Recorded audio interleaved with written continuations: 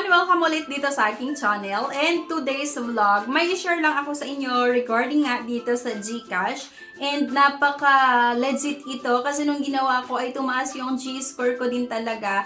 At na-offeran ako ng iba't ibang klaseng loan nga ni-offer ng GCash, yung G-Loans, G-Credit, at G-Gives. So nakakatuwa itong mga beshes kasi before talaga dito sa GCash ay medyo naiinis ako kasi ang laki na nung transaction ko dito pero bakit hindi pa rin sila nag-offer sa akin ng G-Loan?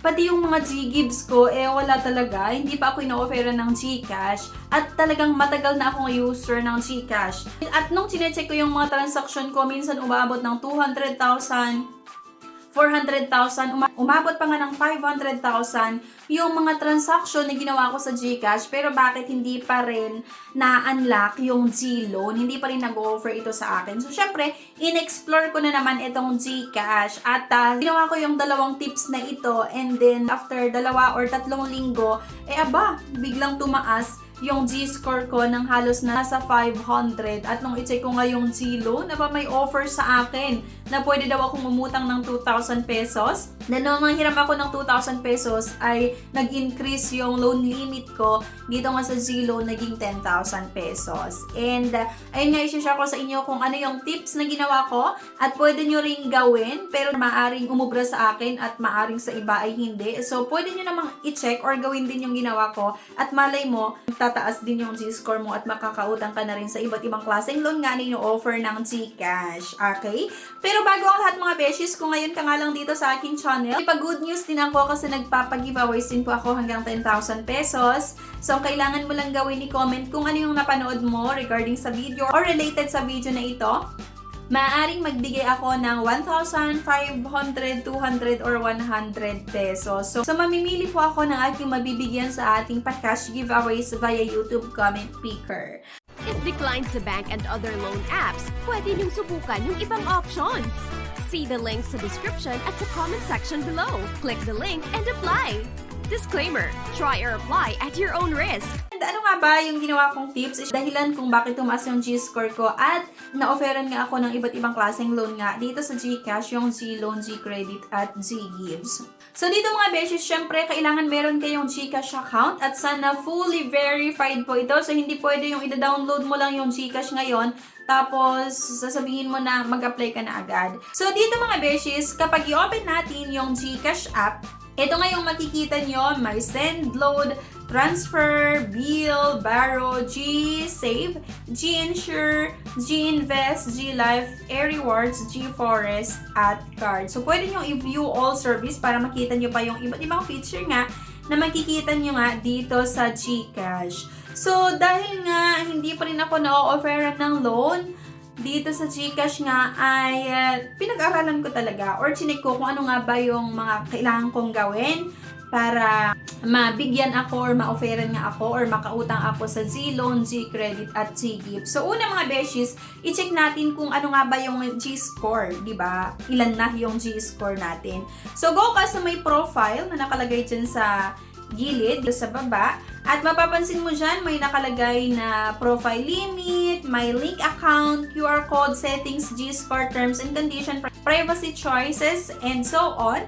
So, G-score lang mga beshes yung i-click natin dito. At kung mapapansin nyo, dito sa aking G-score nga, 498 lang yung G-score ko. Madali lang magpataas ng G-score. So, dito pa lang mga beshes, sa unang tips ng GCash, kailangan daw natin na gamitin nga lagi-lagi itong iba't ibang mga feature ng GCash para tumaas ang ating G-score. Pero ang tanong kasi sa akin, alam nyo ba, grabe yung cash in, cash out ko sa GCash.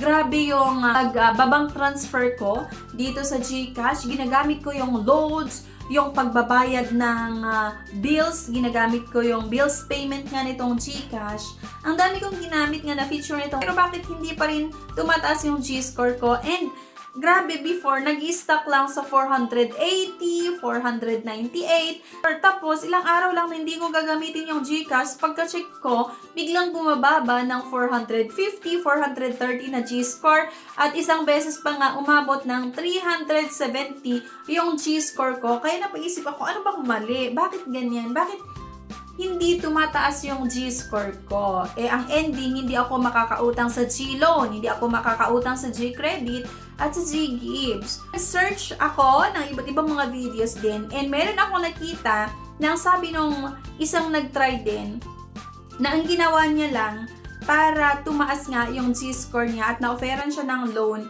ay hindi lang yung cash in, cash out, hindi lang yung bank transfer, hindi lang yung bills payment, yung mga ginamit niya na feature. So, ang sabi, ginamit niya pa itong iba't ibang mga feature na meron ditong GCash, like yung G-invest at yung G-save.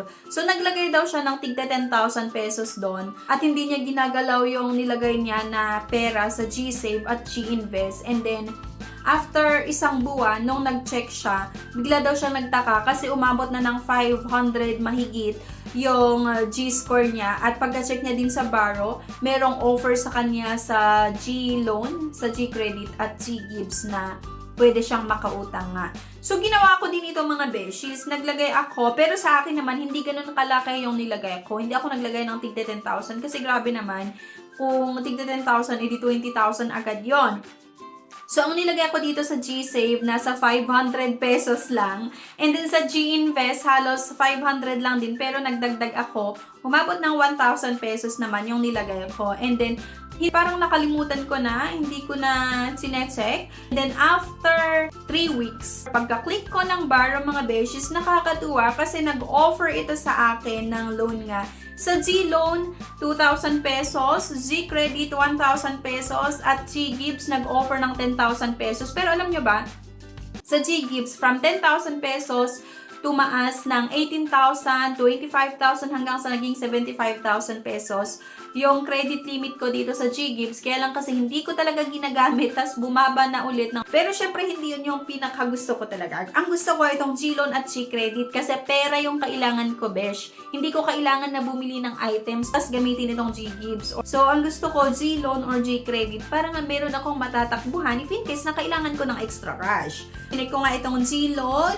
At akalain mo nga may offer sa akin na 2,000 pesos at G-credit nga 1,000 pesos yung in-offer sa akin. Pero kalaunan, nung umutang ako dito sa G-loan, tapos binabayaran ko siya on or before yung due date, then nag-offer sila sa akin ng hanggang 10,000 pesos. So nakakatuwa lang na effective sa akin yung paglalagay sa G-invest at G-save. So, pero syempre, minamaintain ko pa rin yung paggamit sa cash in, cash out, yung pag-bank transfer, pagbabayad ng loans or mga bills gamit nga itong Gcash, yung bills payment, ganyan. Then, dinagdagan ko lang yung G-invest, tapos yung G-save, naglagay lang din ako doon. Then, yun nga, after 3 weeks, pagka-check ko, may offer na ito sa akin. At hanggang ngayon nga, minsan ginagamit ko pa rin talaga itong Gcash kapag kailangan ko ng extra cash. Kagaya nga nito, nanghiram ako ng 10,000 pesos sa G-loan. At kung mapapansin nyo, noong August 19, 2024, paid ko na lahat yan.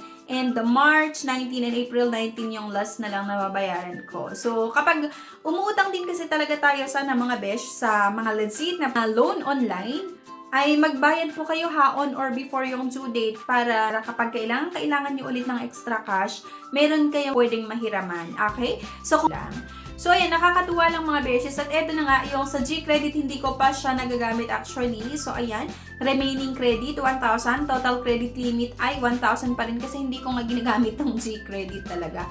Ayun lang mga beshes.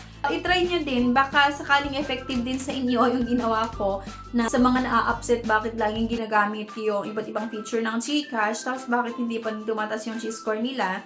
Pwede nyo i-try din or i-explore nyo pa. I-try nyo din yung ibang mga feature na meron nga itong Gcash like yung G-Save, G-Invest, or yung iba pang feature.